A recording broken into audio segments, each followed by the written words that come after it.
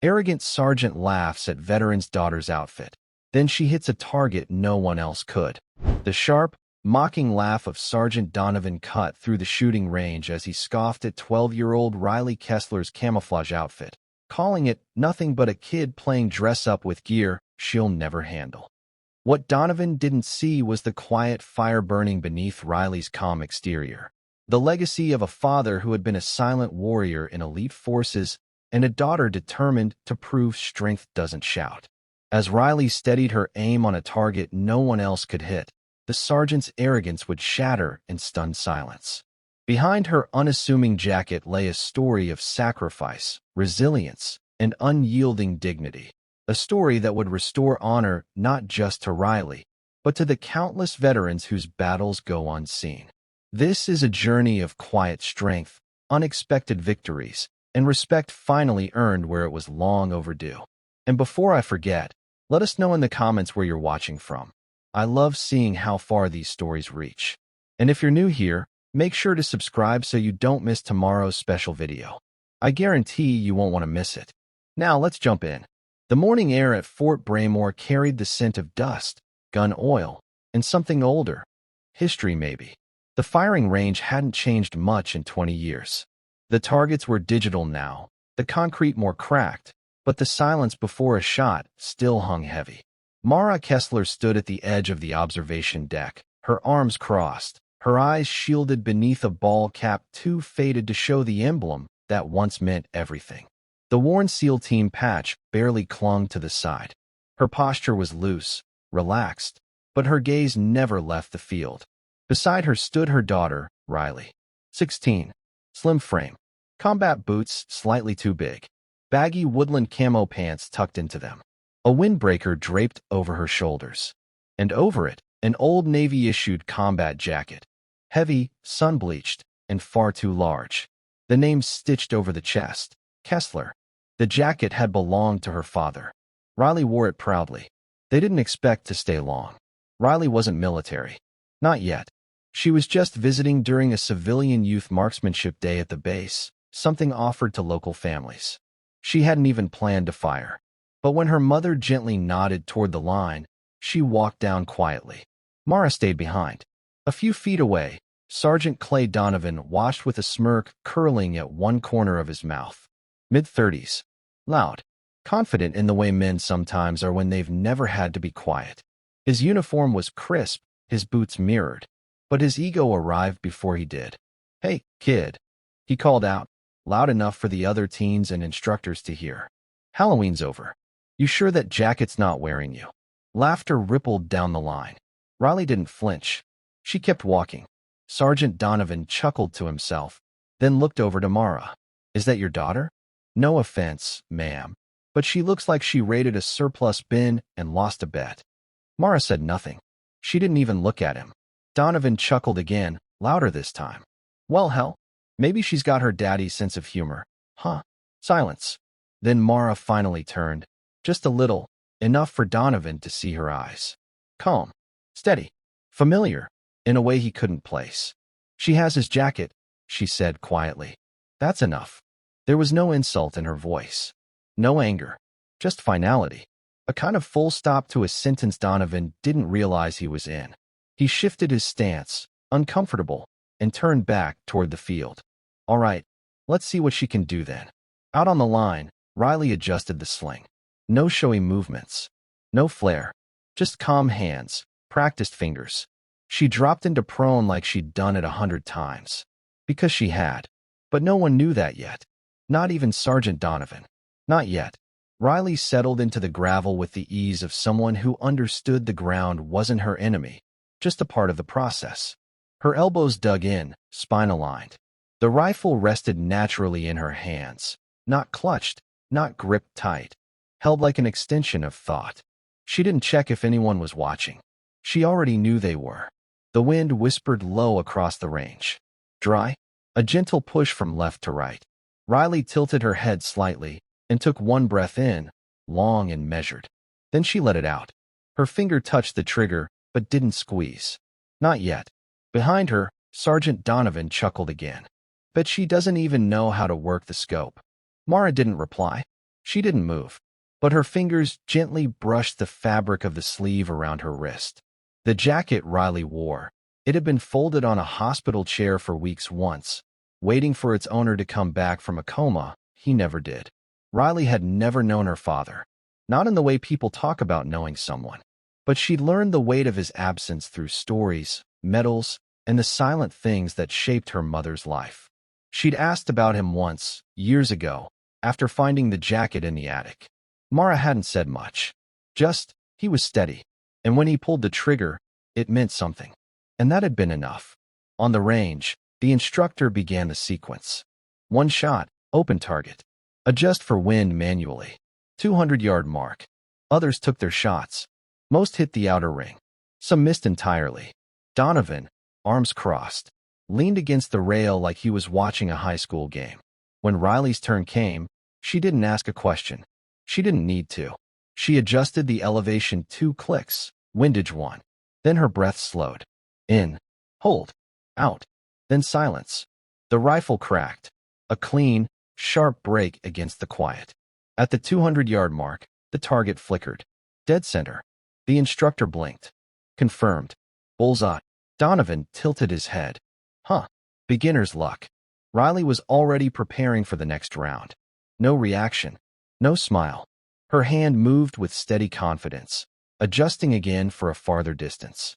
Mara watched her daughter, but her mind was slipping sideways, back in time, to another range. Another shot. One that had saved 3 pinned-down SEALs from a rooftop in Fallujah. The man behind that shot had the same eyes Riley had now. Focused. Quiet. Intentional. The next shot rang out. 400-yard target. Hit. Then again. 600-yard target. Another hit. The instructor was now fully upright. No longer casual. No longer guiding. Just watching. So was everyone else. Except Donovan. He still wore a smirk, but it had started to crack. What's the farthest target you got out there? Mara asked him calmly. He shrugged. 1,200 yards. But no one hits that. It's just ceremonial. Mara nodded. Let her try. Donovan laughed. She'll never touch it. Mara looked back at Riley. She doesn't need to touch it. She paused, voice low. She just needs to remind it that someone can. The air thickened around the range like weather had changed, but it hadn't. The sky remained bright and cloudless, yet the mood had shifted. Even the gravel seemed quieter, the kind of silence that creeps in before something important. At the 1,200-yard marker, the target barely looked like more than a shimmer. Ceremonial. That's what Donovan called it. A trophy for the impossible. Riley adjusted her scope. The world around her narrowed. She wasn't thinking about the sergeant, or the kids behind her, or even the instructor now standing still as stone. Her focus was a single white dot in the far distance. She'd practiced this. Not here. Not officially. Not under anyone's instruction. But on private land, a quiet field behind their house, where her mother had set up makeshift targets and taught her the difference between shooting and aiming. Shooting was easy. Aiming required presence. Mara had always said, when you see the target clearly, it's not about the bullet. It's about stillness. You're not firing at the target. You're letting it come to you. Riley inhaled again. One clean breath. Her finger hovered over the trigger. Behind her, Donovan muttered, "No way she hits this." He folded his arms again, but this time slower. More cautious. He glanced sideways at Mara, but she wasn't watching him. She was watching Riley. There was a whisper of movement. The rifle's recoil barely nudged her shoulder. And the target, 1,200 yards out, flickered. Then a faint metallic clang echoed back through the valley like a delayed memory. Confirmed. Hit. Silence followed. The kind that wraps around people when they've just seen something they don't quite understand. Even the wind held its breath. Riley sat up, slowly, calmly. She pulled the bolt back with a practiced motion, cleared the chamber, and rested the rifle beside her. No celebration. No words. Just a breath and a glance back at her mother. Mara gave the smallest nod. Donovan blinked. What the hell? He stepped forward, then stopped halfway. The instructor walked past him, shaking his head in disbelief. 1,200 yards. We've had Army Rangers miss that one. Donovan looked at Mara, as if she might explain something that still didn't compute. Who trained her? Mara finally turned. Her father. His eyes narrowed. Yeah? And who was he? Mara stepped forward quietly. She pulled back the sleeve of her own jacket just enough to reveal a thin, weathered tattoo above her wrist. A symbol only a few recognized. Fewer earned. Sealed trident. Donovan's smirk was long gone. Lieutenant Commander Jake Kessler, Mara said softly. DevGru. Blue Squadron. Sniper Cell. 8 tours. A beat of silence. He made that shot. Once. 23 years ago. Then, just above a whisper. And now so has his daughter. The wind returned first. Just a light breeze, as if nature itself exhaled. Sergeant Donovan stood still, words forming and failing before reaching his lips. His confidence hadn't just been cracked, it had been quietly and precisely dismantled, one shot at a time. And now, with that single name, Kessler, the entire day had shifted. Behind them, the other teens stared in stunned silence. One kid whispered, "Who is she?" The instructor didn't answer. He was too busy looking at Mara. She rolled the sleeve of her jacket back down, the tattoo gone again beneath the fabric. Not hidden, just protected. DevGru? Donovan asked, this time with less sarcasm and more caution. Blue Squadron. Mara nodded once. That's right. And you? I was never the shooter, she said softly. I was the one who patched them up. And sometimes, the one who got them out. There was weight in those words. They didn't brag. They explained. Donovan's eyes dropped for a moment, unsure where to land. Riley stood beside her now, rifle slung across her chest, the oversized jacket making her look small, until you looked at her eyes. Then she didn't look small at all. You said this was just a youth event, Donovan muttered, still trying to regain control of the moment. It is, Mara replied. You just didn't ask what kind of youth she was. Riley looked up at her mom. Are we done? Mara nodded. Yeah, kid. We're done here. They turned to leave, but just as they reached the edge of the range, the instructor stepped forward. Wait, he said.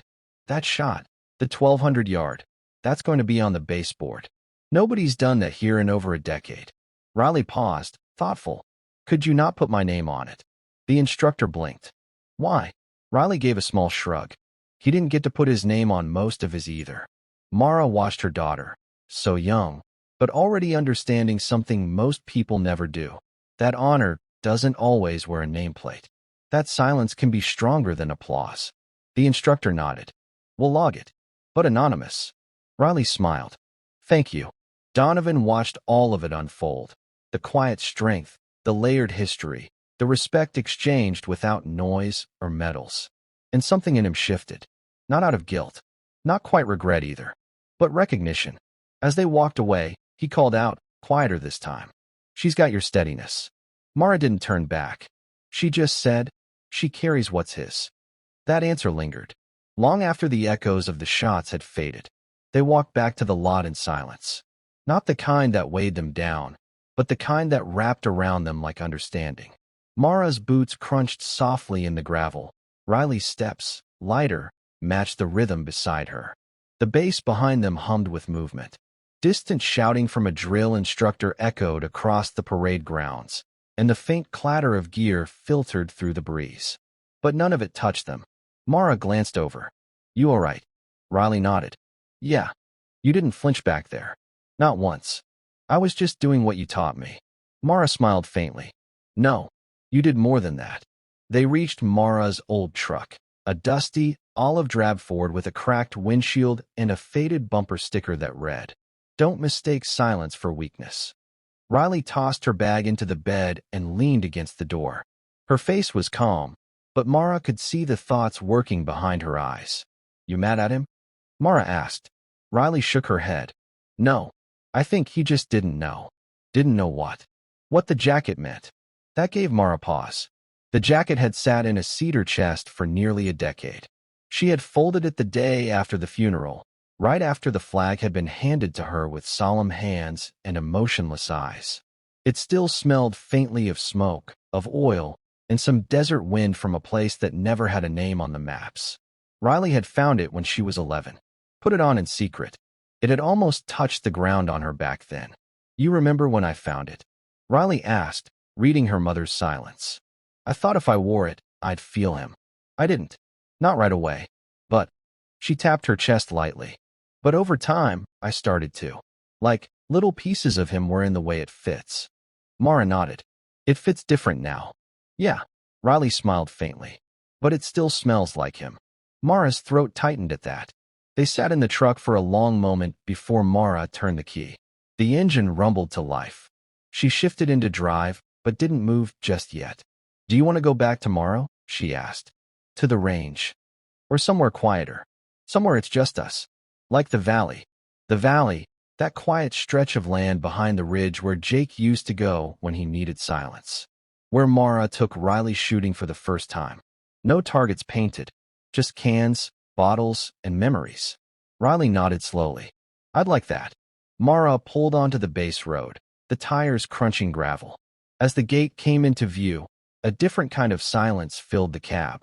Not the silence of grief or hesitation, but one that came when people knew exactly who they were and where they came from.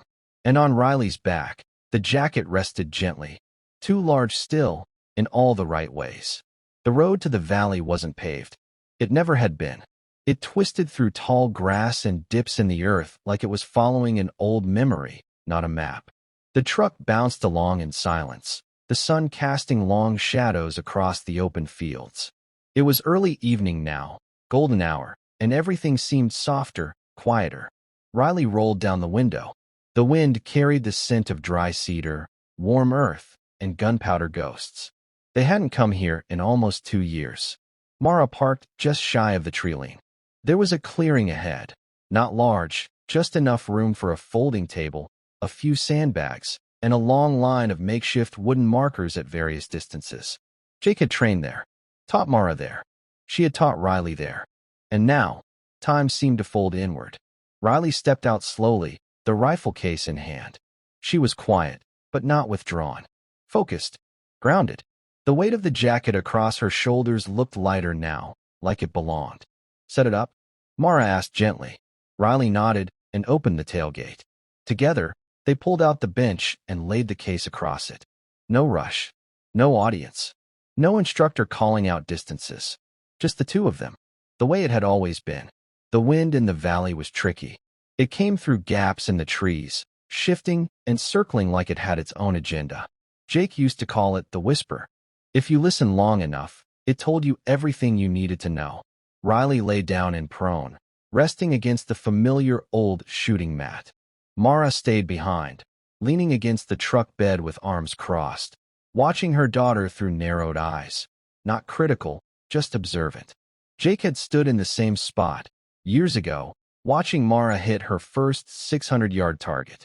Pick one, Mara said quietly. No rules.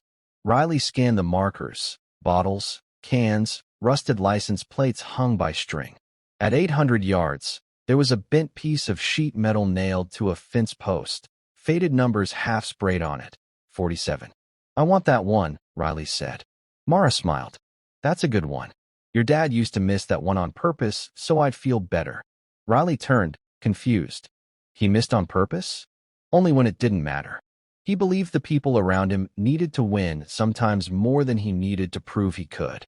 Riley nodded, then focused through the scope. Mara looked up toward the sky. The sun had dipped low, casting golden lines across the treetops. Her breath caught slightly, just for a moment, because in that light, her daughter looked like him. Same quiet stillness. Same fire behind calm eyes. And then, crack. The metal plate rang out through the valley. Clean. Loud. Final. No one saw it. No one filmed it. But it was real. And in the places that mattered, it would echo for years. The sound of the hit still lingered in the warm air, a metallic ring slowly swallowed by the wind. Riley lowered the rifle and let her arms relax. Her breath steadied, but her heartbeat wasn't racing. It had never even spiked. She had expected more emotion. A rush. A grin. Something. Instead, she just felt peace. Mara walked over, the gravel crunching softly under her boots. She crouched beside her daughter, eyes on the distant target. Was that your first time hitting 800? Riley shook her head. I hit it last year once. But it was windy, and I clipped the side. Mara gave a small nod of respect. Today was clean. Center. I adjusted for the low-pressure pocket above the tree line. Mara's lips quirked upward. You're watching the clouds now? I remembered what you said. If the grass moves left but the trees don't, there's a gap in pressure. Jake had said it first. Mara had passed it down. Now Riley held it like her own. They packed up slowly, taking their time. There was no schedule out here. No timeline. No sergeant barking orders. No clipboard checkboxes. Just two women who had once been three. And a jacket that somehow still carried all three of them. As Riley zipped up the rifle case, she glanced at her mom. Do you think Dad would be proud? Mara didn't answer right away. She picked up one of the spent casings from the gravel. Brass. Warm, clean. She rolled it between her fingers. Your father had a rule, she said finally. He never answered that question for anyone. Not even for himself. Riley blinked. Why not? Because pride can be cheap if you don't earn it every day. He didn't believe in measuring your worth by a single shot or one good day. He believed in consistency. In presence. She placed the spent casing into Riley's palm. You're consistent. And you showed up. Riley held the casing tightly, feeling the faint warmth still inside it. She didn't say anything. She just nodded. They sat together on the truck's tailgate as the sun dipped behind the ridge, the world stained in gold and long shadows. Birds moved low across the field, and the crickets began their slow climb into evening. Mara looked toward the fence line. He used to come out here after long deployments. Wouldn't talk. Just sit in the dirt, sometimes for hours. I know, Riley said softly. I found his journal. Mara turned. What? Riley hesitated. In the attic. Last year. I didn't mean to go through his things. But it wasn't really locked. It was waiting, I think. Mara didn't speak. Her face was unreadable, but her hands tensed slightly in her lap. I only read a few pages, Riley continued. But he wrote about you. About the time you got hurt. And how scared he was to lose you. Mara's eyes flickered. He didn't show it. He didn't have to, Riley said. He put it in the pages. The valley was silent for a long time. And then Mara nodded once. Maybe it's time I read it too. Back home, the attic was still warm from the late summer sun. It always held a dry, nostalgic heat, not stifling, just close. Dust hovered in the air like suspended time, and the wooden beams creaked with even the softest steps. Mara hadn't been up here in years. She hesitated at the top of the stairs. Riley moved past her gently, like the space was already hers. She stepped around boxes, ducked under a beam, and crouched beside a worn olive footlocker tucked behind an old trunk of Christmas lights and retired uniforms. He kept it under his SEAL gear, Riley said softly. I didn't open anything else. Just the journal. Mara knelt beside her and looked at the locker like it might breathe. The combination still came to her fingers. 4-7-1-0. The month and year Jake was deployed to Ramadi. The same deployment that changed the way he looked at doorways and fireworks forever. She popped the latch. Inside was the jacket Riley now wore, carefully folded, the same as the day Mara placed it there. Beside it were Jake's boots, worn soft in the soles, the laces frayed where desert grit had eaten them alive. A handful of coins, one with a bullet groove in it. His old K-bar. And under it all, a small leather-bound notebook. Mara picked it up with both hands, as if it might crumble if she wasn't careful. The edges were curled. The leather was cracked. But it was intact. She opened it. The first page was blank. The second was dated in Jake's rough handwriting. August 3rd, 0215. The ink was dark, sharp, decisive, like his voice used to be when he briefed a team. Mara read aloud, softly. Mara took shrapnel today. Didn't cry. Didn't even grunt. She just looked at me like I was overreacting. I wasn't. She almost bled out before I could drag her behind the wall. I keep hearing the sound her body made when she hit the ground. I keep seeing the blood pool out under her. And I know she's going to walk it off, because that's what she does. But I had a moment today. A real one. If she hadn't opened her eyes again, I don't know what I'd have done. Mara's breath caught. She hadn't known he wrote any of this. Jake never shared fear. He wore steadiness like armor, until the day he didn't come home. She flipped the page. There were other entries. Long ones. Quiet ones. Some were about Riley, dreams he had for her, fears he never voiced aloud. There were drawings, too. A small sketch of the valley. One of Riley, as a toddler, asleep against his chest in the old recliner. Mara pressed her hand to the page. It was like touching his voice. Behind her, Riley sat cross-legged, watching carefully. Not intruding, just present. He wrote about you every month, Riley said. Even when he couldn't call. Even when they were off the grid. Mara nodded slowly, still reading. He never gave himself credit for the way he loved. I think he let the pages hold it. Mara looked up, eyes glistening. And now we get to hold him back. The journal stayed on the kitchen table that night. Mara didn't try to put it away. She didn't close it or fold the cover like something to be preserved. It remained open, spine curved gently, as if Jake had just stepped outside and might return any moment to write another line. Riley sat at the counter, sipping from a chipped ceramic mug that still had the Naval Special Warfare logo half faded on the side. It had been Jake's. She claimed it quietly one year on her birthday. Mara never contested it.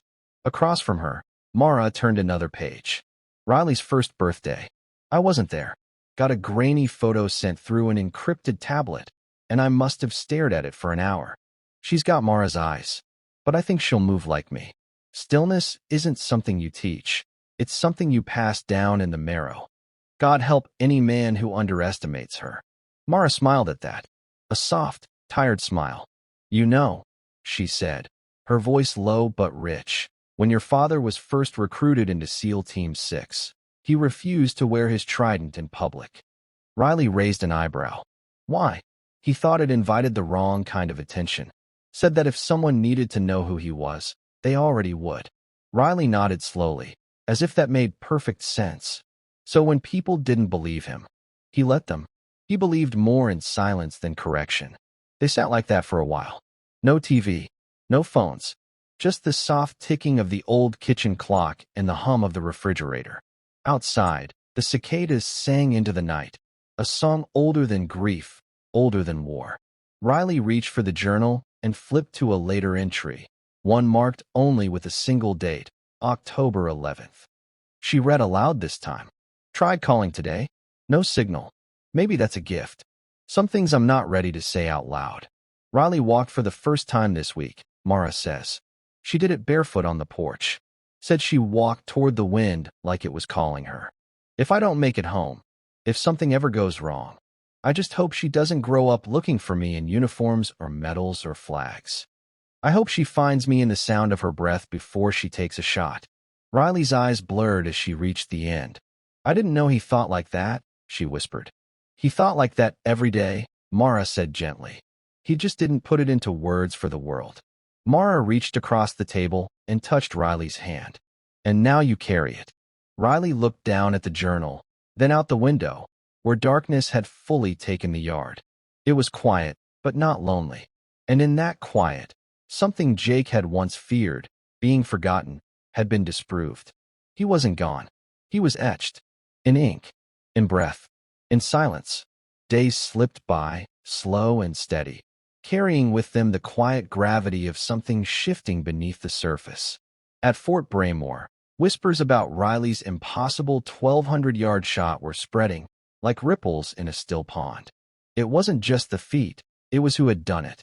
A civilian teenager, wearing an oversized Navy jacket that once belonged to her father, an elite operator long gone. That jacket had become a symbol, and the story behind it was slowly weaving itself into the base's consciousness.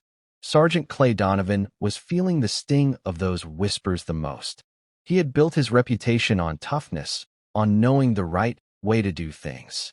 Seeing a civilian kid, who wasn't even officially part of the military, outshoot his best marksman felt like a challenge to everything he stood for. His pride pricked, his ego bruised. So, one afternoon, as the sun began to lower and cast long golden beams through the barracks windows, Donovan requested a private meeting with Riley Kessler. The armory was quiet when Mara arrived, dust motes hanging in the slanted shafts of sunlight. The air smelled faintly of gunpowder and worn leather, familiar and oddly comforting. Donovan waited by a rack of rifles, arms crossed, a look on his face she hadn't seen before. a mix of discomfort and something almost like respect. "Ma'am," Donovan began, his voice low, almost hesitant. "I wanted to talk about your daughter." Mara folded her arms. "Steady. Go on." He shifted, then exhaled slowly. "I don't usually say this, but Riley's got a talent that's rare around here. What she did on the range, that shot at 1,200 yards, it's impressive. Beyond impressive." Mara watched him carefully, her expression unreadable. "I was hard on her. And on you," Donovan admitted. "Because I didn't see the story behind that jacket. I didn't know the weight it carried. The blood, the sacrifice, the history. I thought it was just a piece of old gear, but it's so much more." Mara's gaze softened, but she didn't speak immediately. "The jacket is more than just fabric," she said finally. "It's a symbol, responsibility, and love." Donovan nodded slowly, his eyes shifting to the rifles lining the walls. "She's got your steadiness, that's clear. But this base, it isn't always kind to those who don't fit the mold. Civilians, veterans who live quietly, they're overlooked, underestimated, sometimes dismissed." Mara met his gaze with quiet strength. "That's why she wears the jacket. To remind people that strength doesn't always shout. Sometimes it's silent. Sometimes it's worn with humility." Donovan swallowed the last bit of his ego. "Maybe I've been too quick to judge. Maybe I need to listen, not just to orders or reports, but to stories. To people." Mara nodded.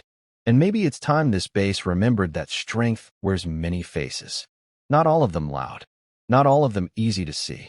As Mara turned to leave, Donovan added softly, "If she ever wants to shoot competitively, really seriously, I'll make sure she gets the support she deserves." She paused, looking back. "Thank you, Sergeant." Outside, the sun slipped below the horizon, bathing the base in orange and purple. The day had started with laughter and disbelief, but was ending in quiet respect, the kind that doesn't need words, only presence. Farther down the range, Riley practiced her breathing, calm, precise, readying herself for the next shot only she could take. The morning unfolded like a slow, deliberate breath. Outside the window, the sky was a blanket of soft gray, filtering sunlight into gentle, muted tones that softened the edges of everything it touched. Inside the small house, the world felt quieter, not empty, but full of unspoken things lingering between Mara and Riley.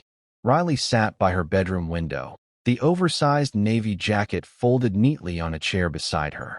It had become more than just a piece of clothing.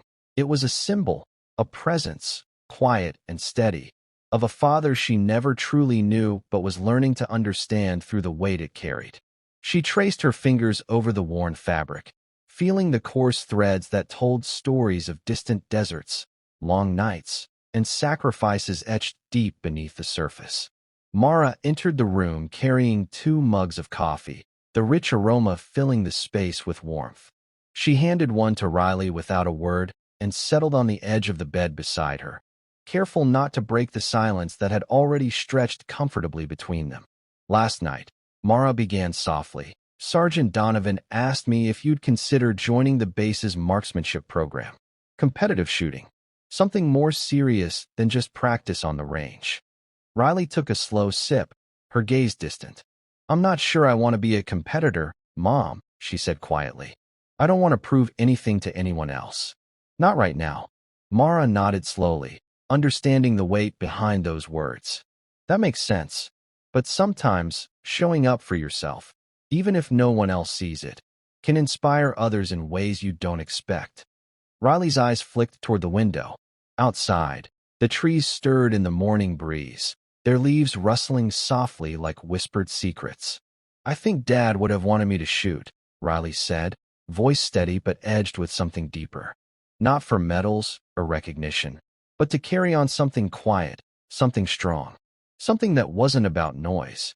Mara looked at her daughter with a tenderness born of years of knowing, unspoken grief, and unyielding strength. "You're stronger than you think," she said simply. "Your father showed me that every day, and you're showing it now, too." The silence between them held a powerful kind of understanding, a connection forged through sacrifice, loss, and love. Later that afternoon, they drove out to the valley behind the ridge. This place was their sanctuary, free from judgment, expectation, or the echoes of other people's voices. It was just the two of them, the whisper of the wind, and the steady rhythm of breath and heartbeat. Riley unpacked her rifle carefully, her movements practiced and reverent. Mara stood nearby, watching quietly, ready to support but never to overshadow. Riley set a smaller target near the tree line, roughly 700 yards away. The wind shifted in unpredictable patterns, weaving through the trees and brushing against the grass.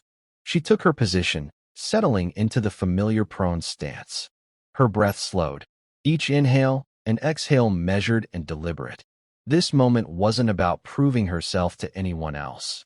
It was about honoring her father's memory, claiming her own space, and forging a promise to the mother who had given everything to raise her. The rifle cracked sharply through the valley, the sound carrying across the open fields. The target shivered, a perfect hit. Mara allowed herself the smallest smile, one filled with pride and quiet relief. When Riley looked up, their eyes met, a shared understanding passing between them.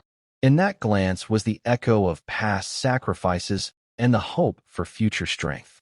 A quiet strength, born in shadow, carried forward into light. Weeks passed with quiet persistence. Life at Fort Braymore settled back into its familiar rhythm. The hum of drills, the clatter of boots on pavement, the murmur of whispered stories shared in the mess hall. But beneath the surface, something had shifted, like a slow-moving current beneath still waters. The story of Riley's remarkable 1,200-yard shot, paired with the weighty symbolism of the jacket she wore, had begun to weave itself into the fabric of the base's unspoken conversations.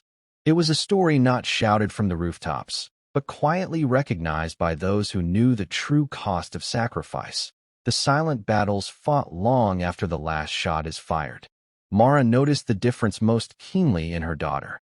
Riley moved through her days with a new kind of confidence, one that was steady and grounded, neither brash nor boastful.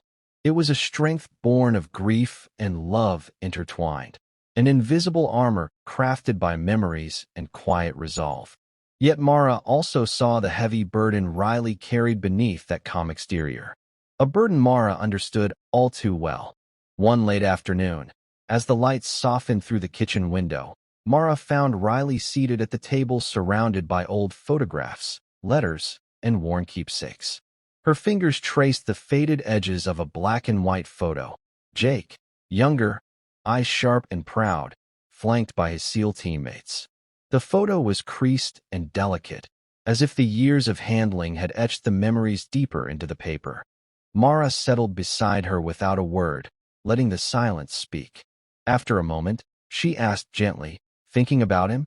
Riley's voice was low, threaded with quiet pain. "I feel like I'm carrying a war no one else can see. A battle that never ends." Mara's gaze softened with deep understanding. That war doesn't stop when the uniform comes off. It follows you, in silence, in dreams, in moments when no one else knows the fight you're still waging inside. Tears welled in Riley's eyes, but she held them back fiercely. "Sometimes, I think I'm fighting it alone." Mara reached out and took her daughter's hand, her touch firm and steady. "You're not alone. You carry all of us with you. The ones who fought before you. The ones who stand beside you now." A long silence settled between them, the only sound the steady ticking of the kitchen clock. Then Riley looked up, her eyes shining with a quiet fire. "I want to tell our story. Not just mine or Dad's, but all of us. The ones who fight in silence. The ones who don't get medals or parades or recognition." Mara smiled, pride mingling with love and a hint of bittersweetness. "Then tell it your way, with truth, with honor, with the strength you carry in your bones." That night, Mara stood by the window watching stars flicker like distant embers. Her mind traced the memory of Jake's steady hands, his silent courage, and the weight of the legacy now resting on Riley's shoulders. The unseen war remained, but now it was met with presence, with voice, with dignity, and sometimes that made all the difference. The morning light spilled softly through the blinds, casting long, thin shadows across the living room floor. The house was quiet, save for the faint hum of the ceiling fan and the steady ticking of the old clock on the wall. Riley sat cross-legged on the rug, her gaze fixed on the small wooden box resting on the coffee table before her. Inside that box were pieces of a past she was only beginning to understand. A bronze star, dog tags tarnished by time, faded patches from deployments, and a folded photograph of Jake with his team. Each object told a story, but more importantly, each carried a weight far beyond their size. Mara watched from the doorway, her arms crossed, but her eyes gentle. "I didn't know he kept all this," she said quietly. Riley picked up the bronze star, turning it over slowly between her fingers. The metal was cold and worn, the edges smooth from years of handling. "He never talked about these," she said, her voice soft. "Said metals couldn't measure what really mattered." "Did you ever ask him why?" Mara's voice was barely above a whisper, as if afraid to break the delicate silence. Riley smiled faintly, memories surfacing like distant echoes. "I did. Once. He said the hardest battles were the ones inside, the ones nobody sees. And those, no metal or ribbon could ever fix." Mara nodded, recalling the nights when Jake's silence had been the loudest language of all. The battles fought behind closed doors, the scars no one noticed, the weight they all carried silently. Riley carefully laid the metal back into the box, then looked up, her eyes steady. "That's why I hesitated about joining the marksmanship program. I don't want to be measured by medals or scores or competitions." "But you're already showing your strength," Mara replied gently. "By carrying his story, by honoring him." Outside, a breeze stirred the trees, sending leaves fluttering against the window pane. The room seemed to hold its breath, filled with a peace earned through struggle and sacrifice. Later that day, Riley found herself at the base range, standing opposite Sergeant Donovan. The tension that once hung heavy between them had softened, replaced by a cautious, mutual respect. Donovan handed her a sleek, custom-tuned rifle, one with her name etched delicately into the barrel. "This is yours now," Donovan said, his voice steady but sincere. No strings attached. Riley accepted the rifle carefully, the cool metal solid and familiar in her hands. "Thank you, Sergeant," she replied quietly. Donovan nodded, a rare softness in his eyes. "You've earned this. Not just because of that incredible shot you made, but for everything you carry with you. Your history, your strength, your silence." Riley moved into position, settling into the prone stance she had practiced so many times before. The world around her narrowed, the soft rustling of leaves, the distant hum of activity on the base, the steady rhythm of her breath, and the gentle pulse beneath her fingers. She took aim. The shot cracked through the air, clean, true, unwavering. A quiet victory. No crowds cheered. No cameras recorded. No medals pinned to chests. Just the sound of a daughter honoring her father's legacy, and a veteran reclaiming her dignity. As autumn deepened over Fort Braymore, the days grew shorter and cooler. The leaves on the towering oaks lining the base's worn pathways turned vibrant shades of amber and rust before drifting silently to the ground. The crisp air carried the faint scent of earth and fallen leaves, mingled with the distant murmur of activity on the base. Footsteps, the low drone of engines, soft conversations. Mara and Riley walked side by side toward the base chapel. The small building stood quietly among the trees, its weathered wooden exterior glowing warmly in the fading afternoon light. It was modest, unassuming, a sanctuary not just for prayer but for remembrance, reflection, and honor. They entered in silence. Inside, the cool stillness wrapped around them like a gentle embrace. The scent of polished wood mingled with faint traces of candle wax and worn fabric. Light filtered softly through stained glass windows, casting muted patterns across the polished floor. They weren't there for formal prayers or ceremony. Instead, they came to honor a promise, one made long ago in quiet moments, buried beneath years of service, sacrifice, and the echoes of loss. Mara reached into the pocket of her coat and pulled out a folded piece of paper, a letter Riley had written weeks before. The handwriting was neat but raw, words carefully chosen yet filled with emotion. It was addressed to her father. Riley took the letter gently in her hands. "I wasn't sure I could say these things out loud," she admitted, her voice barely above a whisper. Mara smiled softly, touched by the courage it took. "Sometimes the hardest words find their way best when written first," she said quietly. Together, they approached the chapel's memory box, a small wooden chest tucked in a corner. It was filled with mementos, photographs, letters, and tokens left by those who had served and sacrificed. They placed the letter inside with care, closing the lid slowly, as if sealing a shared legacy. As they stood in quiet reflection, a small group of veterans entered the chapel, their footsteps light and respectful. Among them was Sergeant Donovan. When his eyes met Mara and Riley's, he offered a sincere nod of acknowledgement, a gesture loaded with unspoken respect and humility. Donovan approached them, voice low and earnest.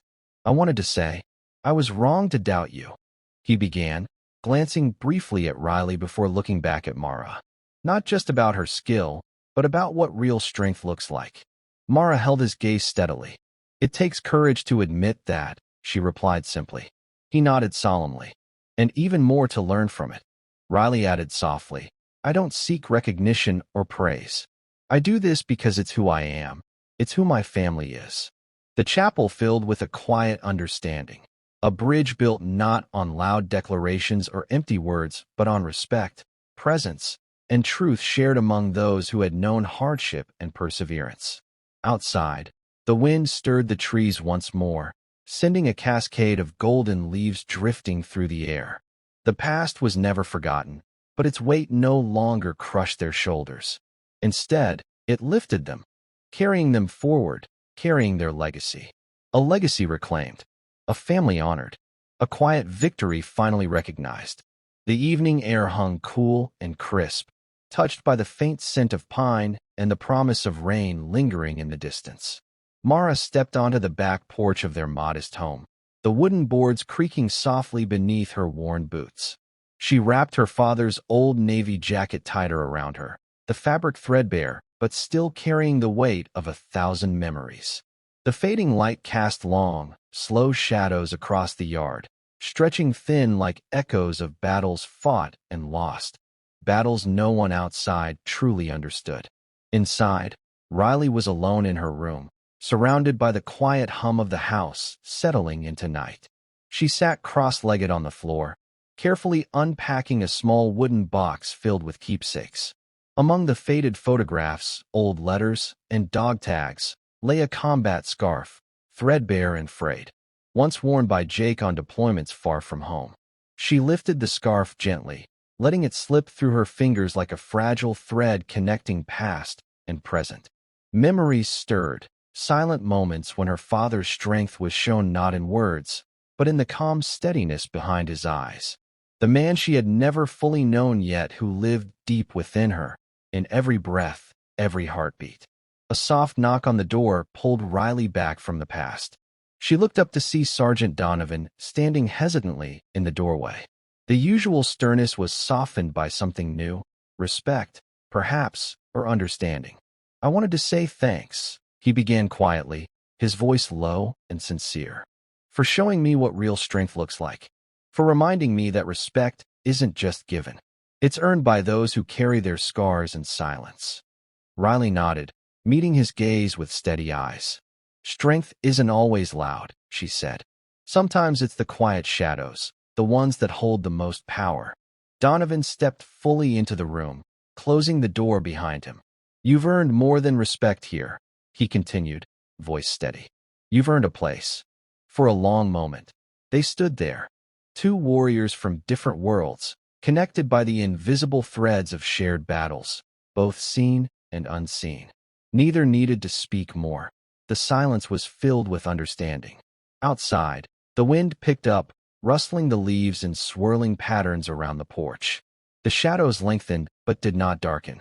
The past, with all its pain and sacrifice, was still there, not a chain but a foundation. Together, they walked forward, stronger and quieter than before. Unbreakable. Mara watched from the porch as the last light faded beyond the horizon, the stars beginning to flicker softly above. She knew the journey wasn't over. The shadows would always follow. But now, they walked in step with strength, honor, and the unshakable bond of family. The dawn broke gently over Fort Braymore, casting soft, pale gold hues across the quiet grounds. The early morning was calm, almost reverent. The distant hum of soldiers' footsteps, the low murmur of awakening voices blending with birdsong, and the rustling of leaves stirred by a gentle breeze.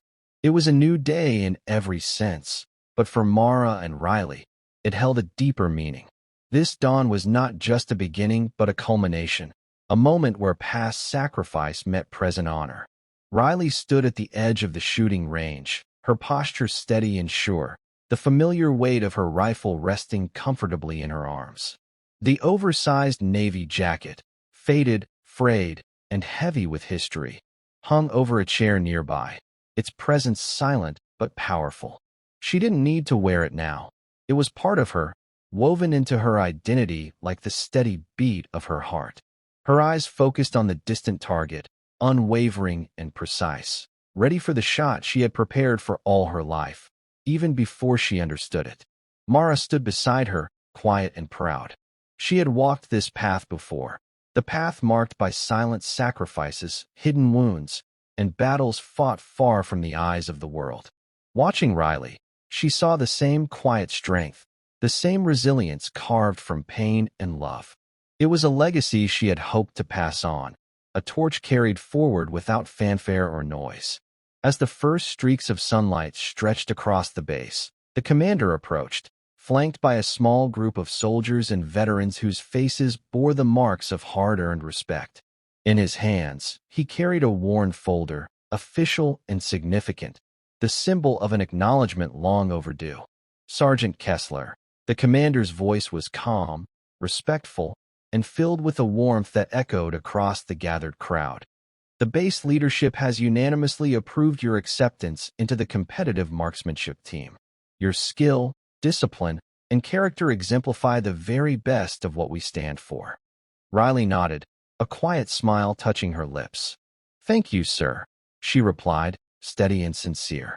Mara stepped forward, her voice firm yet tender, carrying the weight of years of unspoken stories. This moment is not only a victory for Riley, she said, but a recognition for all veterans, those who serve quietly, who carry battles unseen by others, who embody strength through humility and perseverance. The soldiers and veterans around them nodded solemnly, the shared understanding uniting them in silent respect. Riley lifted her rifle, inhaling deeply, centering herself. The world around her melted away, the wind stilled, the chatter hushed, until all that remained was the target and the steady rhythm of her breath. Her finger tightened on the trigger. The shot rang out, crisp, clean, and unwavering. It echoed far beyond the range, a signal far louder than words, a legacy reclaimed, a daughter's honor restored, a veteran's dignity celebrated. As the sun rose higher, flooding the base in warm light, Mara and Riley stood side by side, shadows stretching behind them, a future unfolding before. The past would never be forgotten. But now, it was finally at peace. Thank you for following this story. If you enjoyed it, please subscribe and share your thoughts below. Where are you watching from? Let us know in the comments. Stay tuned for more immersive tactical stories.